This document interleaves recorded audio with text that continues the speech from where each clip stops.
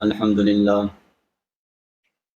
للہ وکفا وسلام علی عباده الذین اصطفى خصوصا علی سید الرسل وخاتم الانبیاء محمد المصطفى وعلى آلہ واصحابہ الذین هم نجوم الہدى اما بعد فاعوذ باللہ من الشیطان الرجیم بسم اللہ الرحمن الرحیم لئن شکرتم لأزیدنکم ولئن کفرتم ان عذابی لشدید صدق اللہ العظیم۔ معزز سامعین اکرام، قابل احترام بزرگوں اور دوستوں، میں نے آپ کے سامنے قرآن مجید سورہ ابراہیم سے ایک آیت مبارکہ کا حصہ تلاوت کرنے کا شرف حاصل کیا ہے، جس میں اللہ سبحانہ و تعالی نے اپنے بندوں کو ایک بہت بڑی خوشخبری سنائی ہے اور ایک تنبیہ بھی فرمائی ہے۔ خوشخبری تو یہ ہے کہ اگر تم نعمتوں کا شکر ادا کرتے رہے تو میں تمہاری نعمت میں ضرور اضافہ کروں گا، اور تنبیہ یہ ہے کہ اگر تم نے ناشکری کی تو پھر یہ یاد رکھو کہ میرا عذاب بہت سخت ہے۔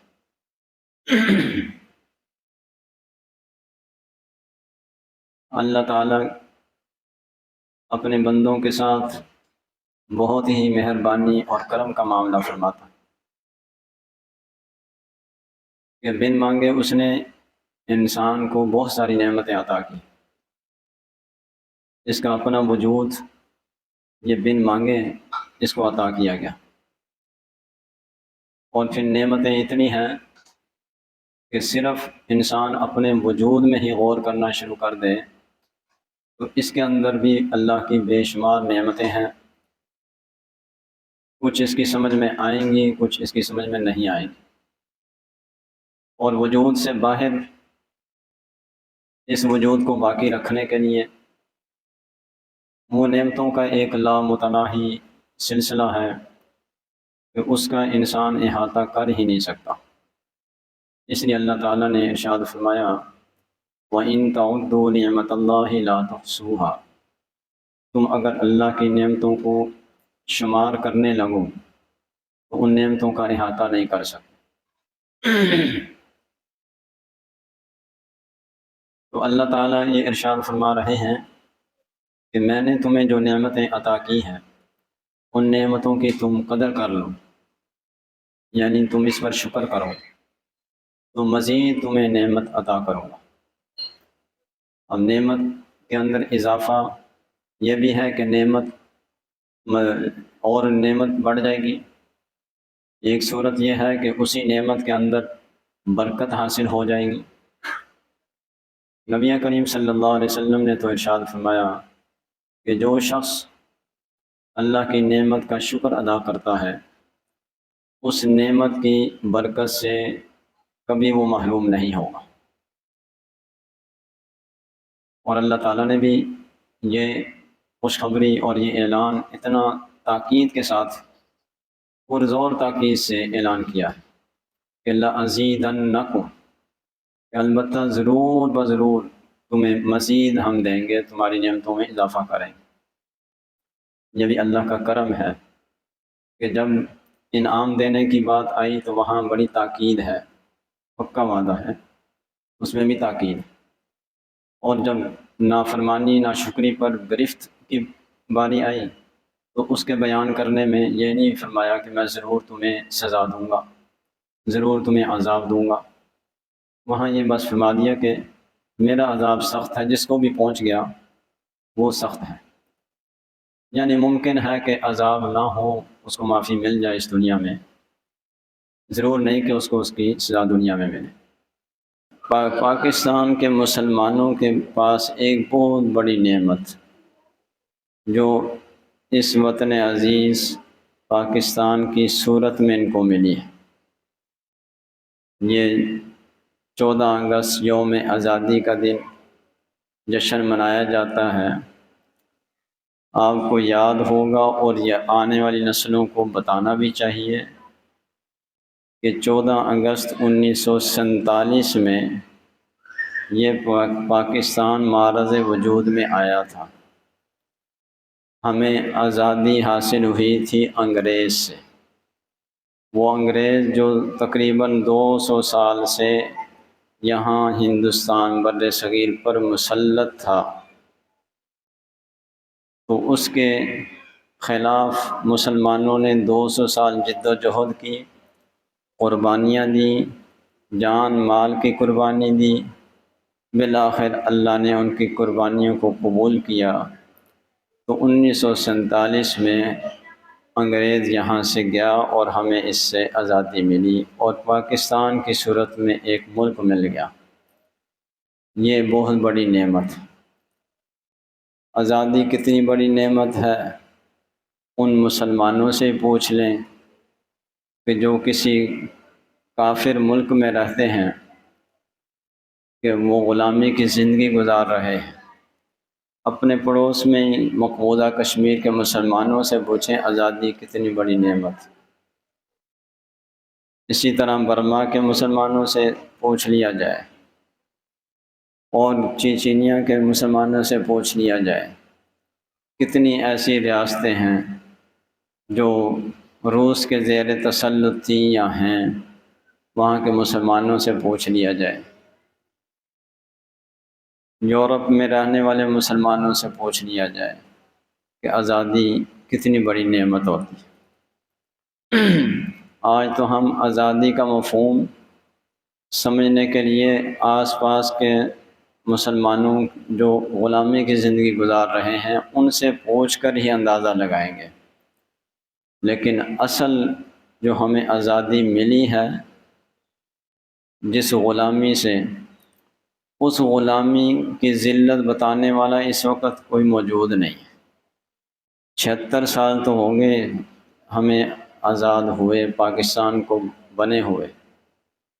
اب 76 سال عمر اس ملک کی ہو چکی ہے، اس وطن کی، تو اس وقت جو باشعور تھا، اگر 15-20 سال کا بھی تھا، تو وہ شخص تو یا تو دنیا سے جا چکا ہوگا یا عمر کے اس حصے میں ہوگا کہ اب وہ کسی کو کچھ بتا نہیں سکتا کہ اس پاکستان کو حاصل کرنے کے لیے کتنی قربانیاں دی، اور اس سے پہلے جو غلامی کی زندگی اس میں کیا ذلت تھی، یہ وہی جانتے ہیں۔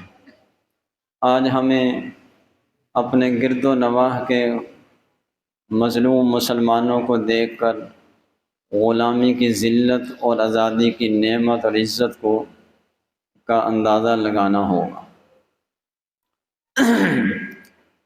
یہ پاکستان اتنی بڑی نعمت ہے کہ جو پوری اسلام کی تاریخ میں مدینہ کی ریاست کے بعد یہ پہلا ملک ہے جو اسلام کے نام پر بنا ہے۔ یہ اس کو اعزاز حاصل ہے۔ اسلام کے نام پر بننے والا یہ واحد ملک ہے۔ یہاں تو شروع اسلام میں حضور اکرم صلی اللہ علیہ وسلم نے مدینہ منورہ کے اندر اسلام کی بنیاد پر ہی وہاں حکومت اور ریاست کا قیام کیا، اس کو قائم کیا تھا۔ اس کے بعد پھر فتوحات ہیں، ملک پہلے سے موجود ہیں، مختلف ناموں سے موجود ہیں۔ تو سرزمین عرب میں وہ ایک ریاست تھی جو اسلام کے نام پر قائم ہوئی۔ اس کے بعد پھر یہ سرزمین ہند کے اندر اسلام کے نام پر یہ ایک ریاست قائم ہوئی جس کو پاکستان کہتے ہیں۔